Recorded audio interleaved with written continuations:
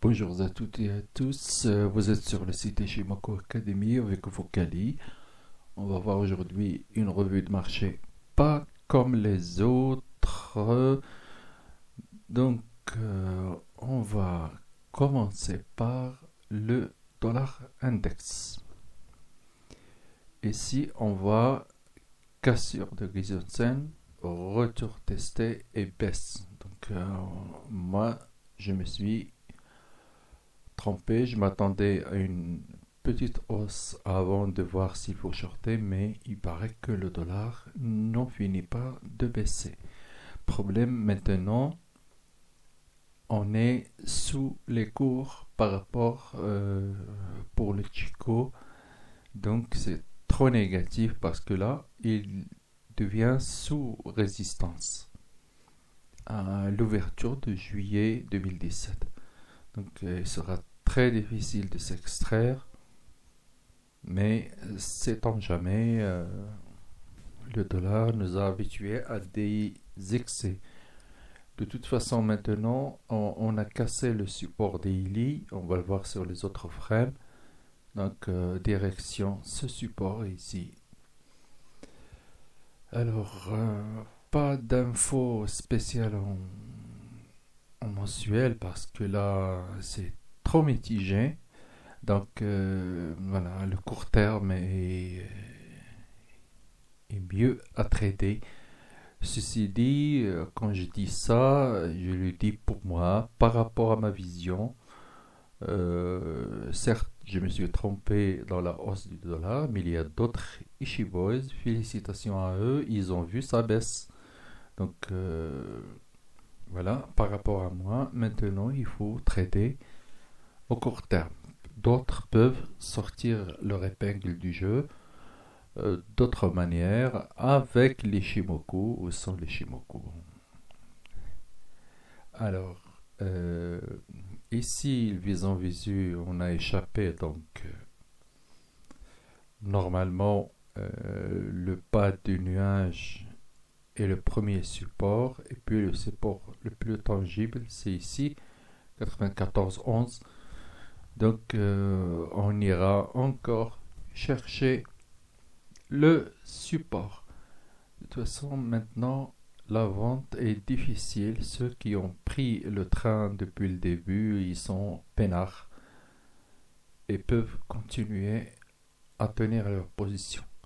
Daily, alors daily, on casse Gizensen, la katana, ça veut dire que ça peut encore baisser, mais le marché mitigé, il se peut qu'on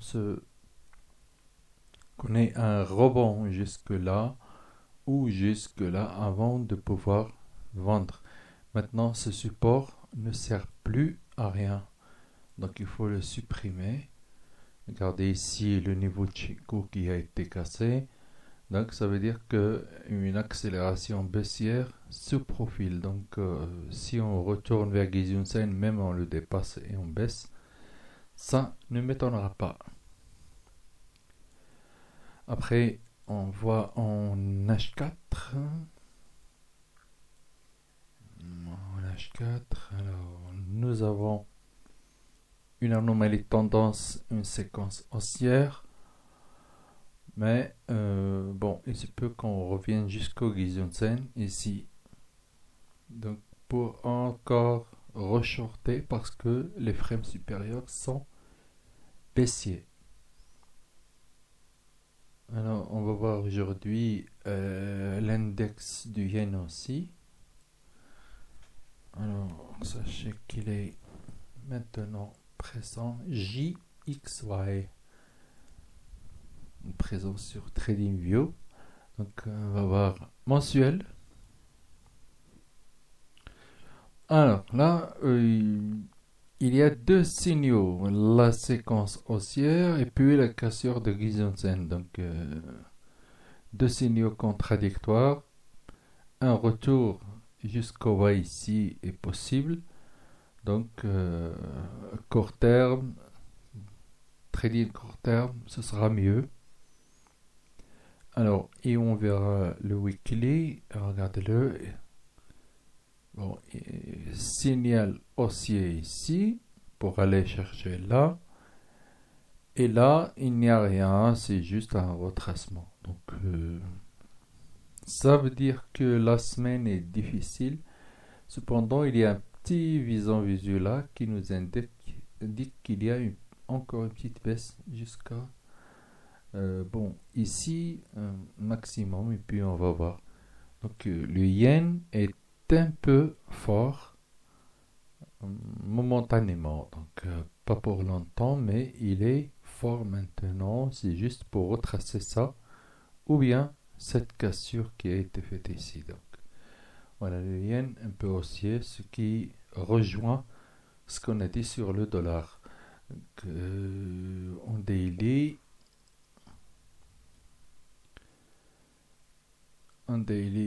bon, qu'est-ce qu'il a fait? Non, il n'y a rien.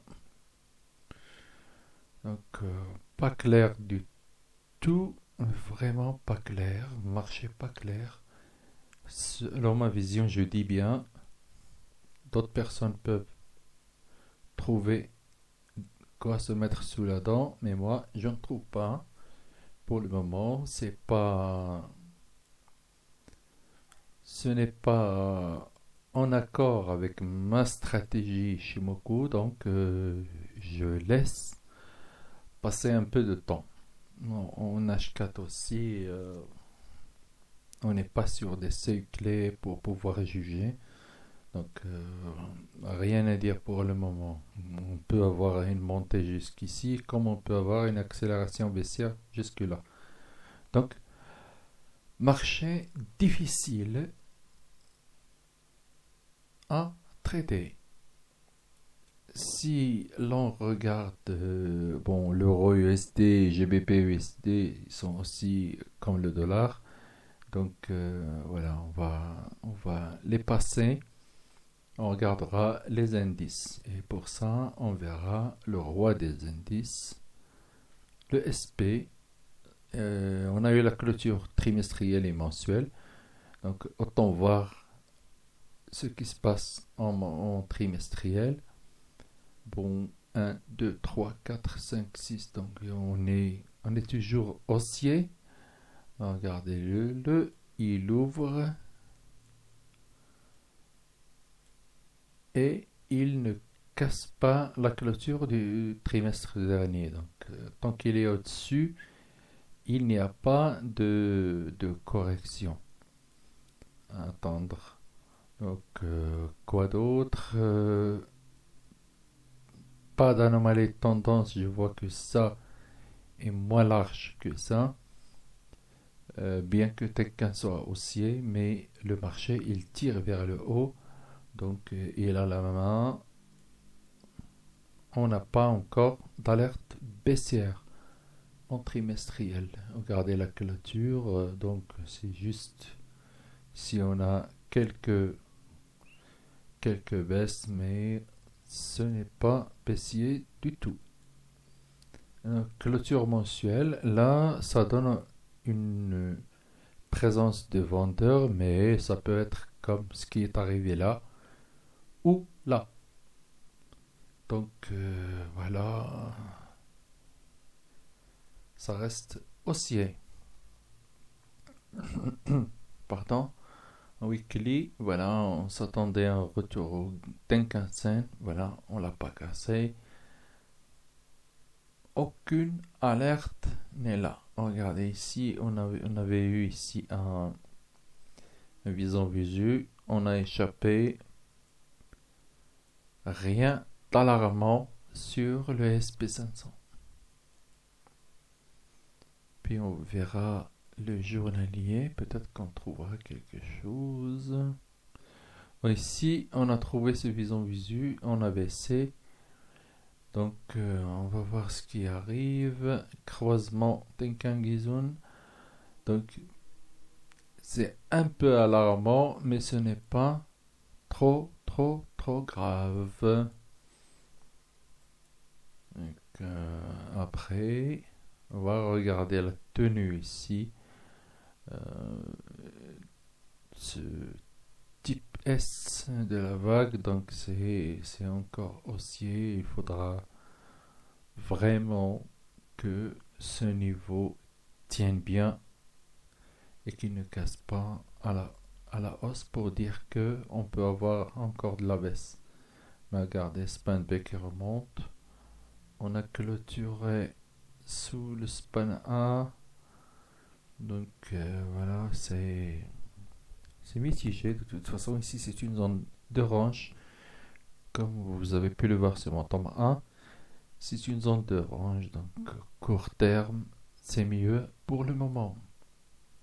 On verra plus court terme. Bon, ici, regardez Gizun et Tenkan qui décrochent. Le nuage qui décroche. Donc, attention à un retour au support. Et puis, on pourra racheter pour tenter le retour là ou là. Et encore revendre. Donc, voilà, c'est du achat en bas, vente en haut, en attendant un bon signal. Alors, on va voir en horaire. Alors, en horaire, regardez-le, visant visu, cassure de Tenkan, donc ça remonte vers ici, comme on a dit, sur le H4. Après, je ne peux rien donner comme avis jusqu'à ce qu'on arrive là et de voir comment se comporteront les bougies, pardon, et les Shimoku pour pouvoir juger s'il y a une vente ou s'il y a des achats à faire. Alors, donc ici, achat jusque là, et puis on attend des signaux de bougies pour savoir quoi faire. Donc, on passe au DAX. Oh là là, le DAX baisse bien. Donc, attendez, on va voir en trimestriel d'abord, la clôture.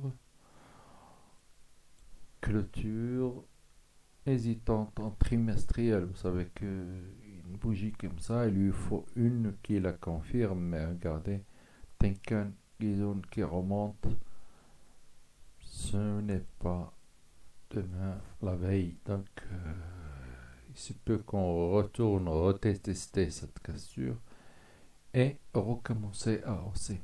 Donc, il n'y a pas de signal baissier. Pour le moment, ça doit se confirmer. Alors, on verra mensuel aussi parce qu'on a sa clôture. Ah, là, ça va. Un avalement baissier, mais Tenkan et Kizun qui remonte. Donc, un retour au Tenkan pour acheter, ce sera une bonne idée. Donc, voilà, il n'y a rien de clair, rien de confirmé. Donc, on va voir en weekly comment ça se passe. Hop, cassure de Tenkan-sen, mais sans anomalie de tendance. Visant visu. Donc ici encore, on va attendre la hausse ici pour revendre vers Gizon-sen. Et puis on va s'arrêter pour voir le comportement des bougies et juger. Donc on n'a pas beaucoup de visibilité sur le DAX. Journalier, hop. Regardez, pour la première fois depuis décembre 2016, il retourne au nuage et il le casse. Donc, pour vous dire que le marché est difficile. Normalement, quand il touchera pour la première fois, il devait bouger. Mais par contre, ici, c'est l'inverse qui est arrivé. Donc, ceux qui ont vendu par le haut peuvent tenir leur position pour tenter une baisse jusqu'à ici. Ceux qui veulent vendre maintenant, ce sera très difficile. Donc, en swing, c'est difficile. On peut trader à court terme, mais point final. Après, regardons encore ici, ça casse. Et puis, il y a une zone de vente juste ici. Donc, zone d'achat, pardon. Donc c'est ici, si on veut tenter des achats, c'est ici. Il n'est pas encore de signal d'achat. Alors en horaire, en horaire, c'est toujours le signal d'achat. C'est ici que doit y avoir une zone d'achat. Par contre, on doit beaucoup surveiller le marché et trader à court terme. Alors, et le CAC, qu'est-ce qu'il raconte? Donc, en bas trimestriel. Voilà. Lui aussi, il est comme le DAX, donc bougie d'hésitation, mais croisement de nuages, hausse d'inclinaison. Donc, rien à dire. Donc, trader à court terme, c'est tout. Mensuel, hop, ça a bien baissé. Donc, voilà. Tant que Tenkan est loin, on peut retourner jusqu'au Tenkan.